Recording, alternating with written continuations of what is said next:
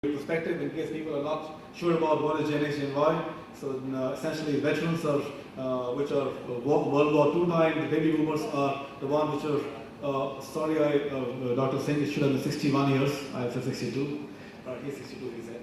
So baby boomers are the 18% population, and baby boomers, generation X is 21% today, generation Y is 33% population. So the HR heads, HR managers, remember you got last 1/3 of your population is Gen Y, which is working in your companies, which are in the age group of 16 to 30, or essentially the 20 to 30 age group working in the companies. So that's Gen X, Gen Y. Just some. So the question now, so some statistics there. The question that we have is, what do we do to attract and engage Gen Y? Now, the reason I put a question mark there then is because whether it's, and the more research we did, the more we found whether it's Gen X or Gen Y, it's the same thing. So this is again out of research, some extract. I can't give you percentages here because it's right now, at least for the next 10 days, the data is confidential. Then it will be on our website. You guys can download the entire global report and India report card, free of cost. Right, that's part of our research.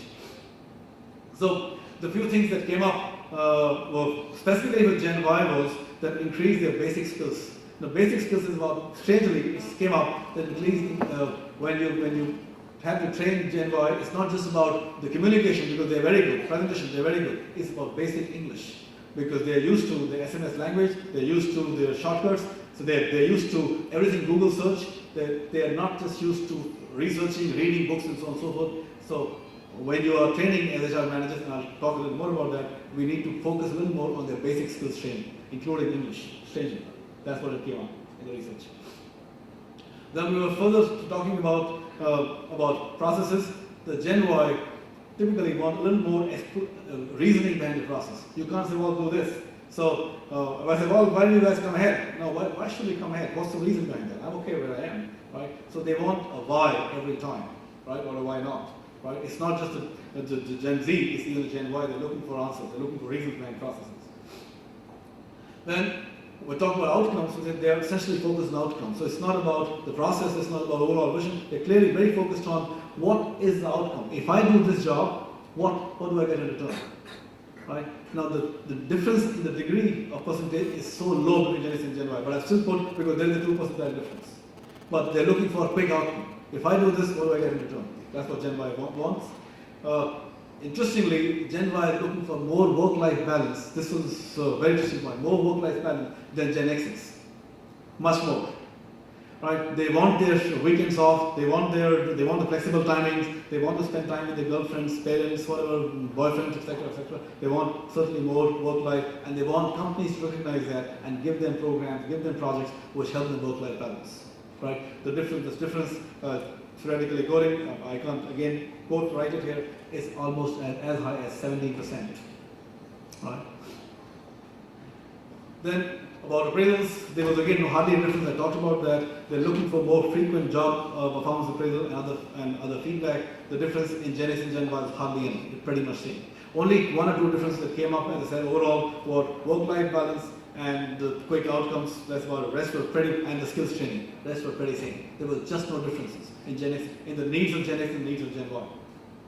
Right? So the question that we asked is, so as and that's the topic of today, what do we need to do as HR managers? What are the innovative HR practices that we can do if there's hardly any difference? It's the same. Whether you deal with Gen X or Gen Y, pretty much same people that you're dealing with. Pretty much same aspirations, same motivators. So what do? I throw the debate open. Right, what do you do? If there are some thoughts, if you want, I can just share quickly without going. But this came up as this is part of a recommendation as we go by. And of course, keep them engaged. That is both for Gen X and Gen Y. You want to take another 3-4 minutes and show this? Or yeah, you want to go and then I talk about this? No. Please. All yours. Take it. Okay. So some of the thoughts that came up, what do we do to engage and attract and engage Gen Y? So essentially it's about clear accountability. That's what they're looking for. How is my performance judged? How do I have control of? Do I have to have a chance to be creative? Or I just given a process, given a work, and I just do that. They want to be creative. They want to think through. Right? Now These are recommendations not for managing Gen Y. These are recommendations to manage people today, by the way. So to me, I don't think there's anything innovative about it. It's pretty much standard, but it's just that the world has changed, as I showed earlier, the world has changed over the last 30, 40 years. It is an information age, it is the age where people are asking why and why not. It doesn't matter Gen X and Gen Y. At least our research shows it doesn't really matter. So the world has really changed. So these are HR practices, or these are some thoughts on managing the workforce of today from HR perspective. Right? It doesn't really matter. So people are looking for performance-based remuneration. It doesn't matter Gen X or Gen Y, and you see that in the financial services, technology industry. People, as they go higher, people are looking at stock options, looking at performance-linked incentives, looking at revenue share, profit share, and so on and so forth at all levels. Right? So I've been evaluating my merit. I'm a peer, so Gen Y is also saying I'm a peer. I'm not one of those. Even if I'm a management trainee in a company, I'm still a peer. So what? That's just my title. So what if you are a general manager, right? If I have a better idea, it better be implemented. It better be heard, at least. Right? Some more thoughts quickly. The best resources to do the job. People are looking for, obviously. It doesn't really matter Gen X or Gen Y. People want the best resources to do the job. They don't want. Because the resources are available in plenty, so they're looking for more and more resources. Right? This is not about Gen Y, Gen X or Gen Y. Some standard stuff. Right? A few more flexible hours and schedules. Again, you guys know that. When I interview people, say, well, you are about 1.5 hours away from my place. I don't think that's a good idea. I'm looking for, or when I do recruiting for some company, candidates traveling. Well, I would want a travel distance of not more than 45 minutes. It doesn't matter. It's a very recent example of a very senior HR head who's, I don't know if you guys know Bombay, who stays in Andheri in June, and job was in Narvan Point. He said, no, that's too far. I don't want to go that far. It's a very senior HR head who's a Gen X guy, 40 years plus. I said, no, that's too far. I don't want to go. And same with Gen Y. So people are looking for flexible hours, closer working, and so on and so forth. Virtual working. It doesn't matter. That's interesting. Flexible location, I talked about that, where I can work from home, internet cafe, change my office, right? And companies, there are several companies, and I know IT company that I work with, two of them, Atos Origin and Datamatics, they're actually offering people that you can work from home. It's okay, you come 4 hours, or come 3 days a week, and rest you can work from home. But as long as you set up a home office, we are fine with that. So that's where the world is moving. So it's not about innovative HR practices for Gen Y. To me, it's innovative HR practices to manage the workforce of today. That's the point I'm making, right? Obviously, people are looking at how can you make it more marketable. So, give me training. I was interviewing somebody today morning for our company, and this lady said, well, this is fine. You were negotiating a package cost to company. How would you invest in me? In 1 to 2 years' time, I know this is how I'll grow, but what all I will learn? So, my answer to her was, when you went to the B school, how much did you pay to learn? And she comes from a very top-notch B school. She said, I paid 17 lakhs for this. So I said, very good. So how much will you pay me now for the next 1 year if I make you learn? Right? No. And then, they have obviously answers for everything. I don't want to go into discussion, but people are wanting that. What is your investment in me? You give me salary, give me bonuses, but what's your investment in me growing for this? So make me more marketable. Very interesting. Obviously, we know that people have moved from this is happening anyway. No hierarchy or closed doors, open door policy. Anybody can talk to anybody. Open communication. We were discussing with a very large Thai company yesterday. I was in Bombay with them. The MD had come down, and they are into fiber cement and eco-friendly construction products, and they're setting up a huge plant in India. So they're saying we want open communication. So they don't want any cables, no cubicles, everything open. Even the MD sits in open. Right? So there's no Gen X, Gen Y here, ladies and gentlemen. All right, the last one is on leadership. I keep saying that, if you look at leadership, and a lot of you would have seen, heard that, or read that in your B school, if you see the evolution of leadership in the last 40, 60 years, from trait theory to style theory to contingency theory to transformational leadership, right? I don't know if you guys know the latest leadership theory today, which is taught by 2 professors from London School of Business, and it is the bestseller article and a book in the Harvard Business School, or Harvard Business Review. The title of the article and the book is Hold Your Breath. It says, why should anyone be led by you? It says, why should anyone be led by you? Look at the question that people are asking. It's not about, I'm the boss. It's not about, I'm the vice president, or I'm the general manager, or a manager, so that's the reason I should lead. It's Just the tables have turned the other way around. They're saying it's not about leadership, it's about followership. It's about people are asking, why should I be led by you? Right? And the question they ask is, the leaders have got to ask question today, why should anyone be led by you? Very interesting perspective. So look at the transformation that has happened in the last 40, 50 years, even in leadership. Right? So people don't want bosses, people want colleagues, people want peers, right? People want coach today. In 20, 30 years back, people would never hear of executive coaching. Today, executive coaching has become, I don't want to use the word fad, but suddenly it's become a big thing, right? And I've had organizations where HR people, very senior HR people, who are the late 40s and early 50s HR who have never heard of this, they said, well, 4 of my vice presidents called me and they're asking for executive coaching. Do you guys do executive coaching? So it is not HR driven anymore, and their vice president who are Gen X, the people are asking that, well, I think I'm weak in this, can I get executive coaching? That's where the world is moving. So it's not about managing Gen X and Gen Y, it's not about innovation in Gen X and Gen Y, it's about innovation in HR to manage the workforce of today. To me, it's that. Right? I think I've said enough, so I'll just skip this. Well, thank you. Of course, we'll talk a little more as we go by. Let me invite Arindam for his views on. Thank you.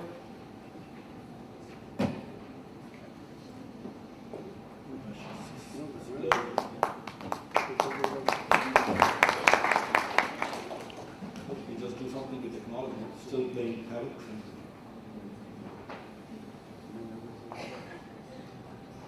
Hi. Good evening to you all. Actually, I didn't come prepared with a presentation like Dr. Singh because what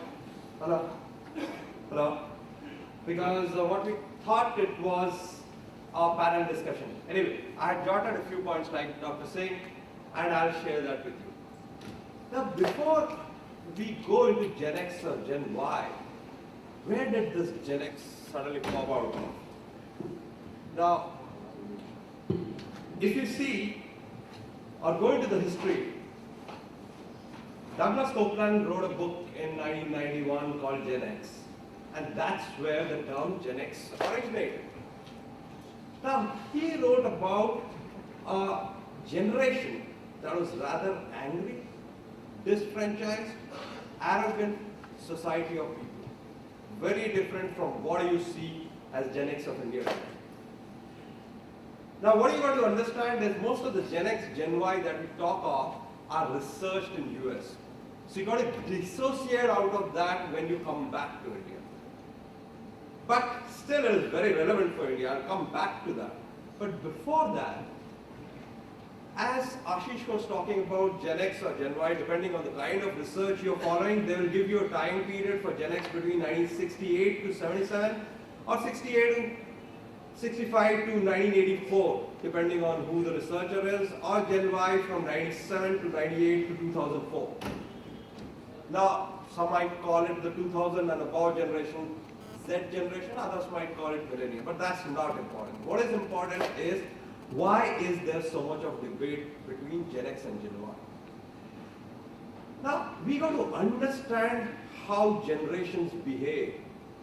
Generations behave because of their experiences. Now, you had a generation in India who got India independent. They behaved differently from those who built India post-independence, or the others who were in the licensed Raj period to the ones who have never seen a licensed Raj period. So where I'm driving at is that how a generation behaves is because of the experiences it's had. Now let's just for a moment see what the marketing guru Philip Kotler says about Generation X. Now Philip Kotler says about Generation X a bunch of cynics, media savvy, individualistic. Now that's not what Gen X is in India.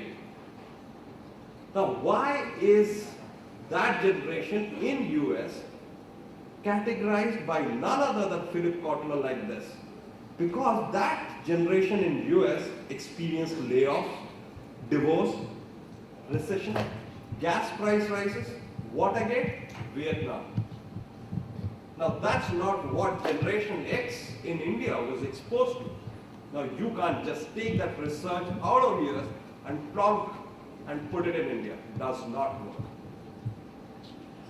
Now, even then I go back to the US research because of the simple reason that, hey, somebody has done research, we haven't. So what is Generation X and Generation Y as per researchers? How are they different? Now if you see Generation X, they're structured. They look at training and development. They value emotional security a lot, loyalty. They value face-to-face contact. How many times people of my age are pretty frustrated because the phone at the other end of the bank is an IVR and not a person. A younger generation talks, has fun, and is punching the numbers to glory. Whereas a Generation Y is very tech savvy in India. That's not the case if you see US. US, they call the Generation X tech savvy. And the Generation X loves creative environment. It is not without reason that suddenly you have lots of entrepreneurs from ITs and IIMs, and there were none when I passed out of one of them decades back. Why is that suddenly it changed?